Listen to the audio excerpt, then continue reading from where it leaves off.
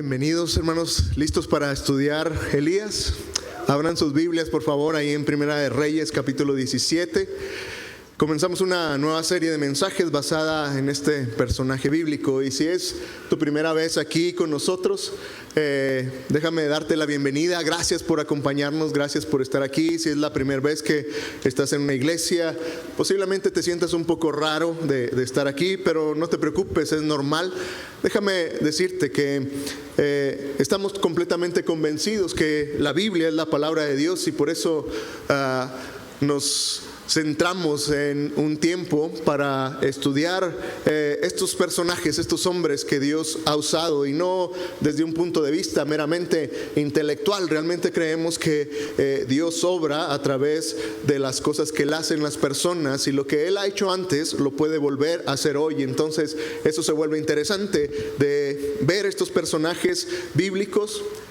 Si tienes tiempo en la iglesia, estoy seguro que recuerdas este personaje, porque me parece que es uno de los hombres más grandes de Dios registrados en la Escritura. Me parece que Elías es uno de estos profetas muy extraordinarios. Déjame darte el contexto de este profeta, el tiempo en el que él estaba viviendo. Cuando Elías vivió, él vivía en el reino del norte. Debes de saber que el pueblo de Israel en los tiempos bíblicos se dividió, y entonces era el reino del norte y el reino del sur. Y Elías estaba en el reino del norte, y el reino del norte a este momento de la historia había experimentado al menos unos 19 reyes malvados consecutivamente. Y esto abarcaba un periodo de 200 años. No sé si lo puedas imaginar, y permíteme darte un minuto para que puedas asimilar esta información, porque posiblemente pienses que no tiene nada que ver con nosotros, pero imagina esto: 19 líderes, 19 presidentes, 19 tiempos gubernamentales, no solamente ineficaces, no solamente 19 reinados que no cumplían lo que tenían que hacer, sino que eran 19 líderes consecutivamente malvados, 200 años de maldad, y este fue el tiempo en que Elías vivió. Entre esos reyes había un rey muy malvado llamado Acab, y él estaba casado con una mujer llamada Jezabel, y en la Biblia se dice que Jezabel es una de las mujeres más malvadas que jamás haya vivido. Y entonces Acab y Jezabel hicieron lo más que pudieron por alejar el corazón del pueblo de Israel de Dios. Y entonces ellos estaban llevando al pueblo hacia la idolatría, hacia el dios Baal y el dios de Acera. Eran dioses paganos, y sabes, era terrible. Estos dioses falsos, Baal y Acera, a menudo la gente sacrificaba a sus propios hijos ante estos ídolos. Y no sé si puedas imaginarlo. ¿Qué nivel de maldad puede haber para que una familia decida tomar su hijo y sacrificarlo delante de un ídolo? Hacían cosas terribles en ese tiempo, en esta idea de adorar a Baal y Acera. Entraban a los templos y tenían actividades sexuales con prostitutas, y a eso le llamaban adoración. Y un sinfín de cosas asquerosas que no quisiera describirte, pero los historiadores hablan de lo tremendo que era eso. Y simplemente quédate con esto: Acab, dice la Biblia que este rey Acab era más malvado que nadie antes que él. Nadie había sido un rey tan malvado. Era un tiempo de escándalos, de grandes escándalos, de una idolatría tremenda. Y llegó el momento en que Dios dijo: ya basta, ya esto debe de parar, ya esto es demasiado y tiene que parar. Y entonces, sabes, Dios hace algo extraordinario.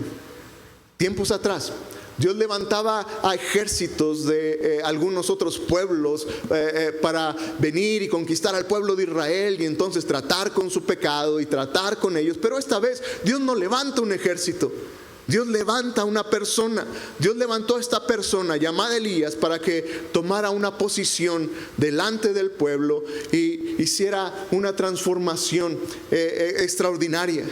Y sabes, esto es lo que me parece extraordinaria de esta historia. Y yo diría que en nuestro mundo hoy Dios puede y Dios quiere seguir levantando personas ahí en el lugar donde tú vives, ahí en el lugar donde tú trabajas. Dios está buscando y está deseoso de levantar personas que pongan su nombre en alto. Y estoy convencido que Dios puede levantar a un adolescente ahí en su salón de clases para defender y para estar en contra de todo este libertinaje sexual y defender la pureza sexual en medio de una generación que se pierde en medio de esto. Estoy convencido de que Dios puede levantar ahí empresarios que luchen en contra de la corrupción y que trabajen y que inviertan de maneras correctas, con integridad en los negocios. Estoy convencido que Dios sigue buscando y que está dispuesto a levantar personas aún dentro de la política para que tomen una posición en favor de la verdad y que defiendan aquellas cosas que se deben de defender. ¿Sabes? Estoy convencido que en ocasiones Dios levanta personas para hacer una gran diferencia ahí donde estamos. Y es lo que quiero hoy hablarte. ¿Sabes? Estoy convencido que Dios puede levantar personas para hacer una enorme diferencia ahí donde tú y yo estamos. Y tal vez esa persona que Dios quiere levantar como un testimonio enorme seas tú. Pero la historia se vuelve extraordinaria porque, ¿sabes? Es fundamental entender cómo Dios trató con la vida de este profeta y cómo Dios formó en él un carácter extraordinario, cómo Dios trabajó en él. Y a veces es muy difícil identificarte con un personaje bíblico porque es normal pensar en que, pues bueno, yo no tengo nada que ver con él. Él es un profeta, él es un escogido de Dios. Yo soy un simple mortal, ¿yo qué tendría que ver con él? Pero déjame mostrarte cómo Dios trató con él. Al menos hay 3 temporadas, 3 épocas que vivió Elías. Y estoy seguro que tú y yo podremos identificarnos con esta historia y con este personaje. Comencemos por el principio, ¿sabes? Cuando piensas en Elías y en esos tiempos, el nombre se volvía importante. Y cuando nos preguntamos ¿qué significa el nombre de Elías? Bueno, si estás tomando notas, el nombre muy literalmente significa el Señor es Jehová, o mi Dios es Jehová, o el Señor es mi Dios. Y no sé si puedas entender este asunto. Desde el momento en que Dios escoge a este hombre con este nombre Elías, que significa el Señor es Jehová, su solo nombre ya era un testimonio, su solo nombre ya era una afrenta a todos esos dioses falsos que había, para ese dios Baal y Acera. Ya era una afrenta el solo nombre. Su significado, el Señor Dios, es el único Dios verdadero. Era lo que comunicaba el solo nombre de Elías. Y entonces Dios lo toma y lo levanta para hacer algo extraordinario. Y si estás ahí en tu Biblia, en el primer libro de Reyes, en el capítulo 17, es donde comienza por primera vez a aparecer este personaje, este hombre llamado Elías. Y este profeta, no tenemos mucho trasfondo de su historia, no sabemos mucho de él. Simplemente el versículo 1 dice que Elías, un tisbita, es decir, era de un lugar llamado Tisbe, de una ciudad llamada Tisbe. Dice Elías, un tisbita que vivía en Galad. Demasiada información general, ¿no? Trasladándolo a nuestros días sería como, espero no ofender a nadie, pero lo van a entender, es un regiomontano viviendo en Chihuahua. O no se ofendan, ¿no? Un chilango viviendo en Chihuahua, algo así. Hay cierta información, pero no es completa, ¿no es cierto? El solo hecho de decir de dónde eres tiene cierta información, pero es una información muy general. O decir un chihuahuense viviendo en la Ciudad de México, es ese punto. Da cierta información, pero es muy general. Y entonces es todo lo que conocemos de Elías. No hay más información de este hombre en medio de este pasaje. Pero eso va a cambiar muy pronto. Inmediatamente después, en el versículo 1, dice que este hombre, este Elías, este tisbita, dice que fue delante del rey Acab. Y le dijo: vive el Señor Dios de Israel, en cuya presencia estoy, que en los años que vienen no va a llover, y ni siquiera va a caer un rocío, a menos que yo lo diga. Y no sé si puedas imaginarte la escena. Y si fuera una película, es aquí donde suena la música, ¿no? Así es un juicio tremendo. Le está diciendo a Acab, le está diciendo a este rey tan malvado que es Acab, no puedo imaginar el valor de Elías para pararse delante de él y emitir un juicio muy profético en contra de la tierra que jamás se hayan imaginado. Durante los próximos meses, durante los próximos años, no va a llover. Otra vez déjame ponértelo en contexto, porque tal vez tú digas: bueno, aquí en Chihuahua también vivimos sequía y también hay tiempos de sequía, pero esto va más allá que esto. Lo que Elías le está diciendo es lo que tú y yo escuchamos constantemente de esta recesión global económica que hay. Literalmente lo que Elías le estaba diciendo a el rey era decirle: sabes, en una economía impulsada por la agricultura, el que no lloviera, realmente le estaba diciendo: sabes, esto va a ser un cierre económico. Vas a ir a la gasolinera y no va a haber gasolina. Los bancos no solamente no van a estar prestando dinero, ni siquiera vas a poder sacar tu propio dinero. Va a haber gente que va a comenzar a morir de hambre porque no va a haber qué comer. Va a haber un desempleo brutal, la gente se quedará sin trabajo. Y todo esto va a producir una violencia y una situación muy, muy complicada. Y entonces no me puedo imaginar a este hombre, Elías, frente a este rey tan malvado, lanzando este mensaje. Otra vez, no era simplemente como una sequía que vivimos aquí en Chihuahua.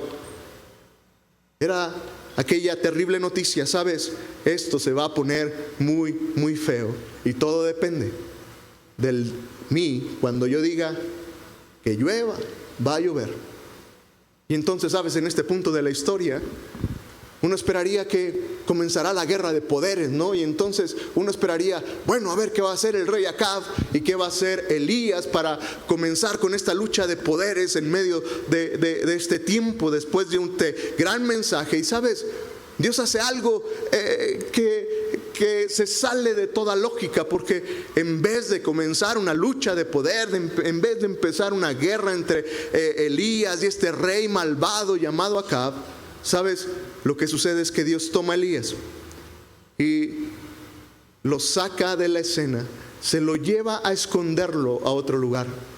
Después de este gran mensaje, Dios toma a Elías y lo lleva a otro lugar para tratar con él. Y vamos a ver cómo Dios comienza a moldear a este hombre. Y es como si Dios le dijera: hay mucho más que necesito hacer en ti. Hay mucho más, Elías, que necesito hacer en ti, porque hay mucho de lo que quiero que hagas para mí. Y entonces necesito prepararte. Y sabes, tal vez muchos de ustedes puedan identificarse con cómo Dios trata, cómo Dios trabaja con nuestras vidas en medio de ese trato de Dios con las personas. Y otra vez se vuelve interesante esta historia, porque, sabes, cuando lo veo, una de las primeras temporadas que Dios trata con Elías es que Dios lo lleva a una temporada de dolor. Y no solamente es un tiempo de dolor, sino que es un tiempo de dolor en privado, es un tiempo de dolor a él estando aislado. Y es un tiempo en el que él está sufriendo. Mira los siguientes versículos, el versículo 2 en adelante. Dice: además, la palabra del Señor vino a Elías y le dijo: sal de este lugar y vete al oriente. Escóndete allí, cerca del arroyo de Querit, frente al río Jordán.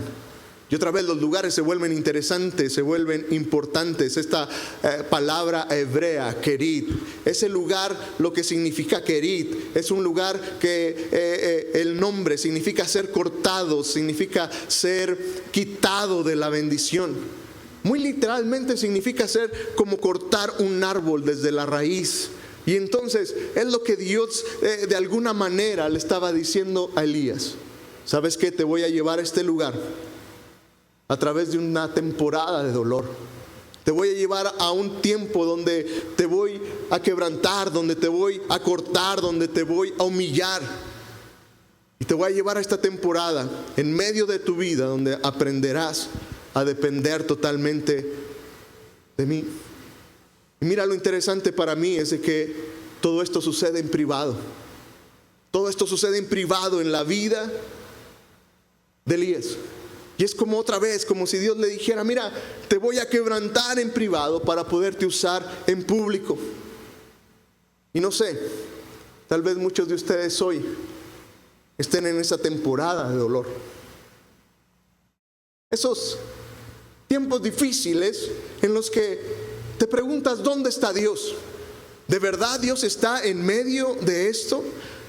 Y la realidad es de que, mira, muchas veces Dios está ahí mismo, en medio de esos tiempos complicados en nuestras vidas, realizando una obra profunda en ti y en mí. Y algunos de ustedes dirán: yo estoy ahí.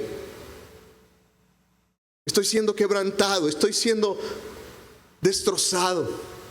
Y es como si estuviera siendo cortado de algo, como si alguien me estuviera arrebatando algo.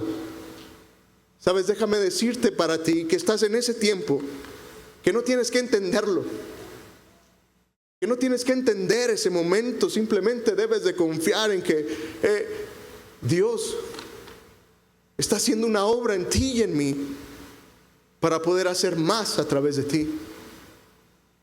Y es esos tiempos en los que Dios quiere enseñarnos cosas que no podríamos aprender de otra manera, que no aprenderíamos de otra forma. Mira, cuando veo mi vida, cuando miro hacia atrás, algunas veces les he contado mi testimonio y, sabes, hace unos 23 años atrás acepté el reto de servir a Dios de tiempo completo en el ministerio pastoral. Y cuando tomé esa decisión pensé que sería genial, pensé que voy a ser el consentido de Dios, porque no cualquiera decide servir a Dios de tiempo completo y dedicarse al ministerio pastoral, y entonces todo va a salir bien. Y en ese tiempo leí que, sabes, Dios quebranta a las personas que usa. E ingenuamente pensé que, bueno, pero va a haber excepciones. Dios no quebrantará a todos, ¿no? Y, sabes, como algunos de ustedes saben, nos casamos y ese mismo año nos fuimos al seminario y leyó. Y el primer año que estuvimos allá, y le enfermó y tuvo que ser hospitalizada, y estábamos solos en aquella ciudad donde no teníamos familia. Y le tuvo que ser intervenida quirúrgicamente, y eran tiempos difíciles. Y yo decía: sí, Dios nos está quebrantando. Luego nuestra casa aquí en Chihuahua 2 veces fue robada, nos robaron muchas cosas, cosas que atesorábamos de verdad. Y entonces era: sí, Dios está haciendo eso, Dios me está quebrantando. Pero, sabes, me di cuenta de algo, no era eso. Años después de estas temporadas, de esas cosas que pasan en la vida, que duelen, cuando hay enfermedad, cuando te arrebatan algo que tú tienes, Dios nos llevó por lo que te podría definir como los peores momentos de mi vida. Momentos en los que pensé que mi ministerio, que mi matrimonio se perdería. Momentos en que física y emocionalmente estaba convencido que no podríamos seguir. Y parecía que todo se iba a perder, que no había forma de arreglar lo que se había roto. Y ahora lo entiendo, ¿sabes? Era ese tiempo en que Dios de verdad quebrantó nuestras vidas, porque fue en lo privado. Nadie se daba cuenta. Nadie sabía lo que pasaba después de salir de la iglesia. Es el pastor joven que está trabajando en la iglesia y el buen testimonio, pero no sabían lo que había del otro lado de la puerta en nuestro hogar. Y no sabían lo que había en el corazón y del dolor que había. Yo ahora entiendo que Dios me llevó por ese barranco del Querit, donde verdaderamente eres quebrantado, y tal vez tú te encuentres ahí y tal vez haya una apariencia de que todo está bien, pero en el fondo del corazón sabes que Dios te está quebrantando. Y sabes, y nadie debería entenderlo, y nadie puede comprender lo que está sucediendo, y a veces ni tú mismo lo entiendes. Pero déjame decirte que si algunos de ustedes están ahí, posiblemente están ahí con un propósito mucho mayor de Dios para ti. Elías estuvo por meses solo en ese valle de Querit. ¿Sabes? Este autor que leí en esos tiempos en que decidí seguir al Señor es A.W. Tozer, y él es un gran escritor, y él escribió esto: es dudoso que Dios pueda bendecir grandemente a un hombre hasta que lo haya herido profundamente. Es interesante, pero es así como Dios trabaja. Y entonces, mi querido amigo, mi querido hermano, si estás pasando por un tiempo de dolor, si estás siendo quebrantado, tal vez no tenga mucho sentido decirte esto, pero ánimo, ánimo. Dios está haciendo algo mucho mayor en ti. Allí en lo privado, Dios está tratando contigo para usarte en público. La segunda cosa que vemos como Dios trató con este hombre Elías, no solamente lo llevó a este barranco de Querit donde fue quebrantado, sino que también lo llevó a una temporada de dependencia total de Dios. En el versículo 4 sigue la narración y dice que Dios le dice: vas a ir a este valle de Querit y saciarás tu sed en el arroyo, y ya he mandado a los cuervos que te lleven de comer. Elías fue obediente a la palabra del Señor y se fue a vivir cerca del arroyo de Querit, frente al río Jordán. Los cuervos llegaban por la mañana y por la tarde y le llevaban pan y carne, y él bebía agua del arroyo. Y hay muchas teología aquí. Lo primero que destaca para aquellos hermanos y amigos vegetarianos: qué interesante, Dios mandó carne, no mandó verduras. Dios es bueno, ¿no? Le mandaba carne. Y no sé si puedas imaginarte este enorme milagro de Dios, porque es un milagro que raya en lo arrogante o no sé cómo explicarte. Es una forma de Dios mostrar su enorme poder. Es un tiempo de sequía, y algunos historiadores dicen que a través de este barranco donde bajaba este arroyo, a través de las corrientes de aire que había ahí, Dios proveyó de este arroyo para Elías. Era un tiempo de sequía, recuerdas, no hay agua, y entonces Dios hace el milagro y hay un arroyo ahí para que Elías pueda tomar agua. Y luego encontramos este servicio a domicilio celestial. ¡Qué creatividad! ¿Quién imaginaría enviar cuervos? ¿No es cierto? Y no sé, pero me gusta imaginarme de dónde sacó aquellos cuervos esa carne y ese pan todos los días.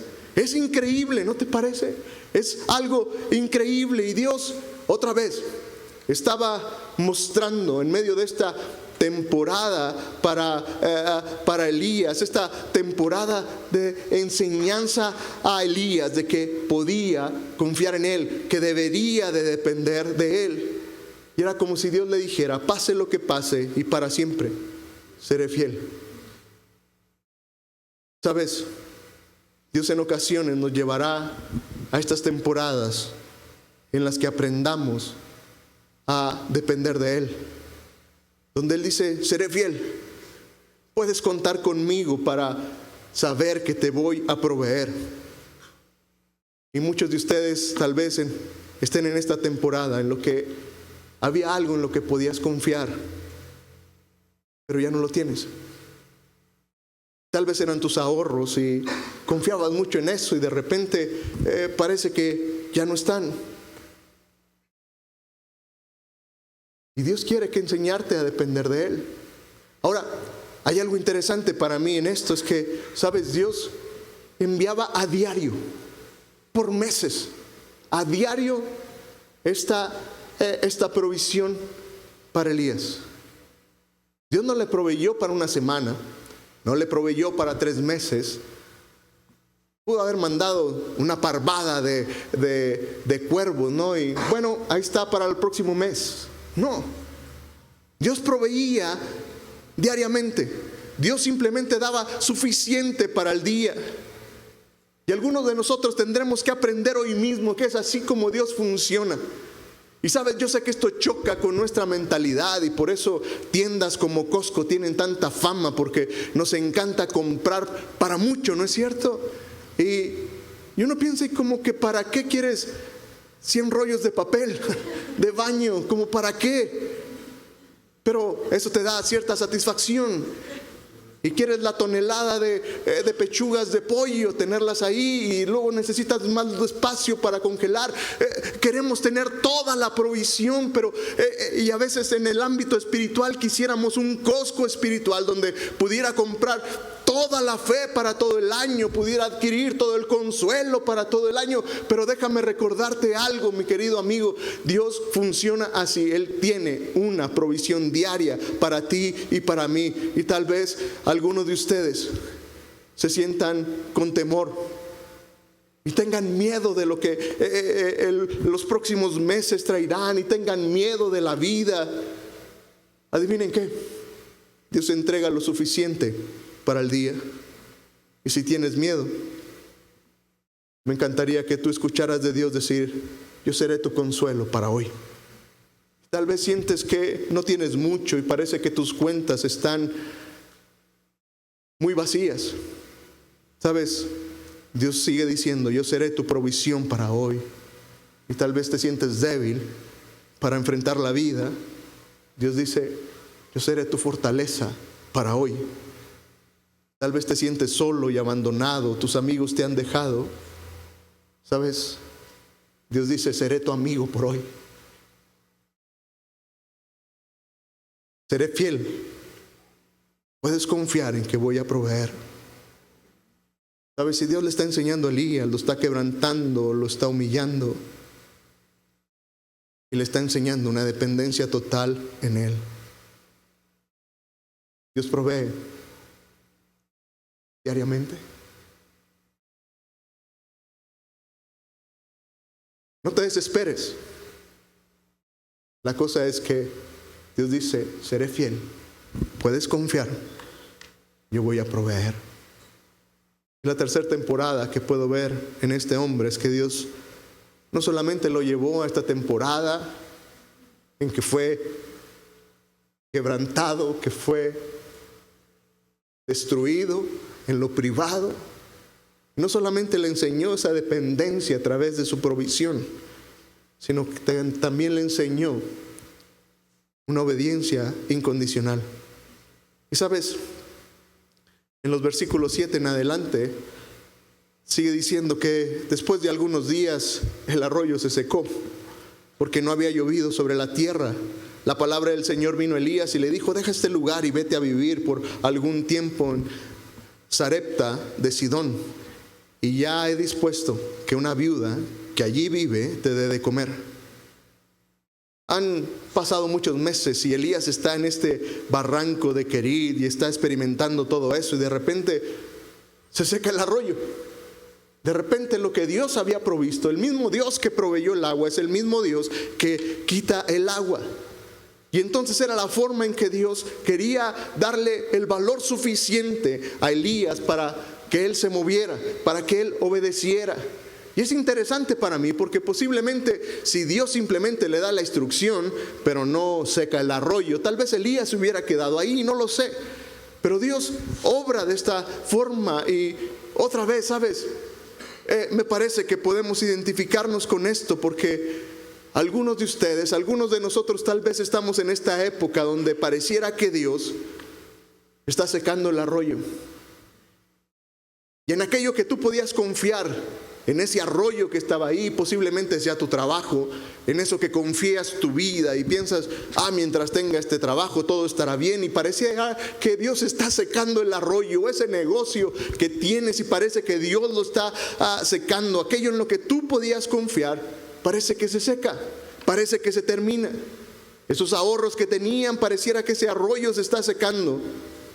Esos buenos amigos que tú podrías decir, tengo buenos amigos que siempre estarán ahí, pareciera que ahora están en contra de ti, y entonces dices, mi arroyo de la amistad parece que se está secando. Tal vez para algunos aquí digan, solía creer que tenía un buen matrimonio. Pensaría que mi matrimonio estaría bien para siempre, pero parece que el arroyo de mi matrimonio se está secando. Tu relación ya no es la misma. Y más triste aún, tal vez algunos de ustedes estén diciendo, pensaba estar muy cerca de Dios. En el pasado había momentos en los que sentía a Dios muy cerca de mi vida, pero parece que mi relación con Dios, el arroyo de mi relación con Dios, es como si estuviera secando. Y a veces uno no puede entender eso. ¿Sabes? Muchas veces escuché que Dios guía por lo que Él provee. Frase de predicadores de que donde hay visión, hay provisión. Esta es la idea. Si Dios te manda a hacer algo, Dios te va a dar la forma de hacerlo. Dios te va a proveer para que lo hagas. Si Dios te manda, lo va a hacer. Pero mira, cuando veo esta historia, entiendo algo. Me parece que también Dios guía por lo que Él no provee. Y si es cierto, Dios puede darte una visión, Dios puede darte un ministerio y Dios te va a proveer. Pero también es cierto que muchas veces Dios va a guiar tu vida por lo que Él no provee. Y otra vez, ¿sabes? Esto se trata de entender que el mismo Dios que da el agua puede ser el mismo Dios que seca el arroyo. Mira, lo estoy viviendo en mi vida. Si me preguntaras con cuál temporada me identifico más, en estos últimos meses, es con esta temporada. Algunos de ustedes saben de este ministerio que lanzamos, Familia por Siempre, tratando de ayudar a los huérfanos y a estos niños que están tutelados. El problema es gravísimo. Hay más de 1,000 niños tutelados en espera de una familia. Sabes, por los últimos meses te he contado, estuvimos en Costa Rica, tocamos puertas y parecía que había una posibilidad y parecía que hicimos excelentes contactos y de repente se seca el arroyo y todo eso que pensábamos que podría suceder no sucedería. Luego toco la puerta con otra organización y parecería que habría alguien que podría invertir los recursos necesarios para pagar este ministerio tan caro, y entonces estaba emocionado, esto va a funcionar, pero luego parece que no, y se cae toda esta idea y toda esta cosa que pensaba que iba a funcionar. Y sabes, pensábamos que habría una buena relación con el gobierno y que podríamos avanzar en hacer algo, y de repente todo esto también se cae. Y sabes, ahora lo entiendo. Dios también guía por lo que Él no provee. Y en mi mente era muy fácil, era Dios, allí hay una organización que tiene dólares y miles de dólares y puede bendecir un ministerio aquí. Y cuando platicamos parecían emocionados y parecía que iban a invertir, pero luego no. Y luego cuando parecían cosas que eran muy fáciles de suceder, parece que no, y ahora lo entiendo. Dios también provee, o más bien Dios también guía por lo que Él no provee. Él es un Dios que también cierra puertas para salvarnos. Qué interesante, ¿no? Y sabes, tal vez estés en esta temporada, pareciera que tu arroyo se está secando. En el área que tú quieras, déjame decirte que otra vez, sabes, tal vez Dios te esté enseñando obediencia. No es por ahí. Tal vez estás tan frustrado porque parece que no sale lo que estás soñando hacer en medio de tu vida, pero déjame decirte otra vez, Dios también guía por lo que no provee. No te frustres. Elías tuvo que entender eso. Elías estaba muy cómodamente ahí y entonces le dice, ve a Sarepta, ve a este lugar, muévete de ahí. Y otra vez, si ves la historia, es confuso todo lo que Dios está haciendo. Y anoche que pensaba en este mensaje y cómo ilustrar esta parte de lo extraño que es. Obviamente tú y yo lo leemos, sabemos el fin de la historia y tiene sentido, pero ponte en el tiempo de Elías y estoy seguro que él no entendía eso. Y recordé esta película de Karate Kid. ¿Vieron la película de Karate Kid? Sé que hay otra versión más nueva, más moderna, pero Si ya tienes más de 40, vistes esa versión antigua, en el cine Variedades tal vez, ahí la vimos. Y me encanta esta escena donde el señor Miyagi enseña a pelear a Daniel San, ¿recuerdan? Daniel San va y le pide, enséñame a pelear, y entonces le dice sí, y le pone a hacer trabajos, ¿recuerdan? Y lo pone a pintar la casa, y lo pone a lavar el carro, y a encerar el carro, y a pulir el piso. Y una noche entonces Daniel San se enoja, ¿no? Se molesta tanto, ¿recuerdan esa escena? Anoche hasta la busqué en YouTube y se vuelve interesante. Se enoja y le dice, oye, me ibas a enseñar a pelear. Y entonces le dice, ok, vamos a ver, pinta la cerca. Y empieza Daniel San con este movimiento de karate ya, ¿no? Y lava el carro, encera el carro, y entonces está ahí Daniel San y no encuentra sentido, pero de repente el señor Miyagi le lanza un golpe y le dice, pinta la cerca, y entonces él lanza el golpe y se quita el golpe, y entonces lanza otro y lava el carro y se quita el golpe, y entonces es como que Daniel San de la noche a la mañana aprende karate, porque todo se une y todo tiene sentido. Déjame decirte, mi querido hermano, que muchas veces Dios así estará trabajando en tu vida, y tal vez no entiendas esas cosas que están pasando en ti, y tal vez parezcan cosas aisladas y tan locas y tan tontas de decir, no entiendo por qué Dios hace esto, luego hace el otro, y por qué me lleva por aquí y luego me lleva por allá, no lo entiendo. ¿Sabes? Déjame decirte que Dios está obrando en ti. Llegará el momento en que eso tomará sentido. Elías se va a esta ciudad de Serepta y encuentra a esta viuda, evidentemente, y se humilla y le pide comida. Y la historia es genial, por favor léela en tu casa, ¿no? Por el tiempo no puedo detenerme más en estos puntos, pero léelo en tu casa. Se encuentra con esta mujer y entonces la viuda le dice, pues pareciera que tú eres el único que no conoce lo que está pasando. Hay una sequía. Y sabes, yo vine a buscar leña para cocer el último pan con el poco harina y con el poco aceite que tengo. Y después de esta cena, mi hijo y yo nos dejaremos morir. Y entonces es como que cuando cobra sentido para Elías, después de haber estado en el barranco de Querit, de haber sido quebrantado, después de haber aprendido de que Dios es un Dios que provee y una dependencia total en Él, después de haber aprendido una obediencia en Dios, Elías se levanta y con gran fe le dice, no va a suceder así. Mira, el Dios de Israel, el Señor de Israel me dice que no te va a faltar, que esa harina nunca se va a terminar y que el aceite de esa jarra que tienes nunca se va a acabar hasta que no vuelva a llover. Y entonces por meses volvieron a comer galletas Elías, la mujer viuda y su hijo. Volvieron a comer pan, volvieron a tener alimento por meses. Otra vez Dios proveyendo, y otra vez todo esto sucedía porque Dios había trabajado en la vida de Elías de una manera extraordinaria.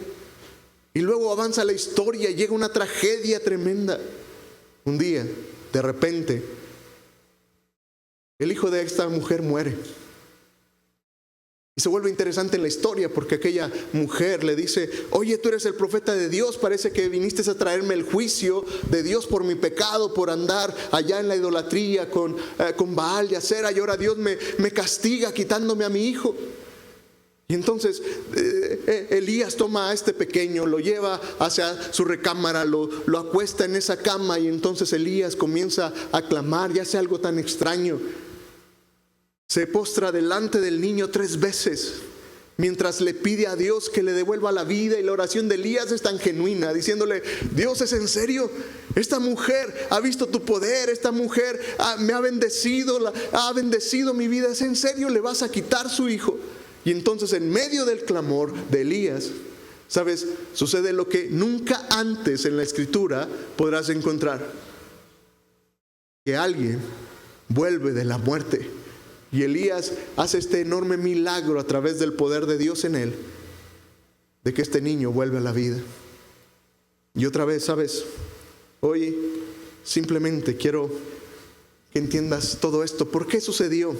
¿Por qué pudo pasar que Elías tuviera esta enorme fe? ¿Por qué sucedió que Elías pudiera decirle a esta mujer que tendría lo suficiente? ¿Por qué Elías tuvo la suficiente fe como para regresar a alguien de la muerte a la vida? ¿Por qué? Por el trabajo que Dios hizo en medio de él. Y en lo que los músicos pasan, déjame decirte algo y cerrar con esto. Mira,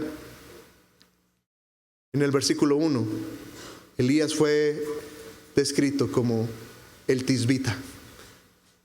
No había mucha información para entender quién era él. Puedo atreverme a decirte que en esta definición, cuando haga mi traducción de la Biblia, le pondré: Elías era un donadie. Es prácticamente lo que está diciendo. Elías el tisbita. Elías el donadie. Versículo 1, pero 23 versículos más adelante encuentra la definición de este hombre ya cambiado y transformado. Después de resucitar al niño, la mujer le dice: hoy he comprobado, hoy entiendo, hoy compruebo que tú eres un varón de Dios y que en tus labios la palabra del Señor se hace verdad. ¿Sabes? Dios puede permitirte pasar por el barranco de Querit y puede ser quebrantado para que un día alguien te mire, para que alguien un día te vea y diga: eres un hombre, eres una mujer de Dios. Puedes aprender dependencia total en Dios y puedes aprender esa obediencia en Dios, simplemente para llegar a este momento en que alguien diga: lo veo. Y déjame decirte que todo esto es posible solo por la gracia de Dios en nuestras vidas. De hecho, tiene sentido. Es este proceso en que Dios trabaja, porque, ¿sabes? El ser más extraordinario de este mundo, sin lugar, fue Jesucristo. Y sabes, Dios envía a su Hijo unigénito, a este Jesucristo, y lo envía a este barranco de Querit, lo envía a un mundo lleno de pecado, a un mundo donde Jesús es quebrantado y es molido, y Dios decide que su Hijo venga para encontrarse contigo y conmigo. Y mientras está aquí, ¿sabes? Ese Jesús, ese Dios encarnado que dejó su reino y su trono y en el cielo, aprendió obediencia y dependencia total en Dios. Y entonces, ¿sabes? La Biblia dice que Jesús aprendió a depender, y todo lo que hacía dependía de su Padre. No hacía nada en base a su poder propio. Y Él tuvo que aprender una dependencia total con el Padre, por amor a ti, por amor a mí. Y luego, ¿sabes? Este Jesús tuvo que aprender obediencia. Y así lo describe la Biblia, que Jesús, cuando estuvo aquí, aprendió a ser obediente. Una obediencia tal de llegar a una cruz, permitir que se burlaran de Él, permitir que fuera clavado en esa cruz, que fuera asesinado por favor tuyo y mío. ¿Sabes? Ahora lo entiendo. Todo este proceso en la vida de Jesús para realizar una gran obra, tu salvación y mi salvación. Yo simplemente quiero decirte, mi querido hermano, mi querido amigo, que, ¿sabes? Dios ofrece esta salvación no para darte solamente un lugar en el cielo, que se vuelve grandioso, pero, ¿sabes? Dios ha rescatado tu vida. Si eres un seguidor de Jesús, Dios te ha perdonado, ha lavado tu pecado, no solo para darte un lugar en el cielo, sino para usarte de una manera extraordinaria. Dios está trabajando contigo, y todo comenzó en aquella cruz cuando Él decidió ir y morir por ti y por mí. ¿Por qué no te pones en pie y mientras entonamos este canto que habla de la gracia de Dios, piensa en eso? Piensa en esta enorme gracia de Dios para tu vida y cómo todo este proceso que Dios pueda permitir en tu vida puede tener sentido.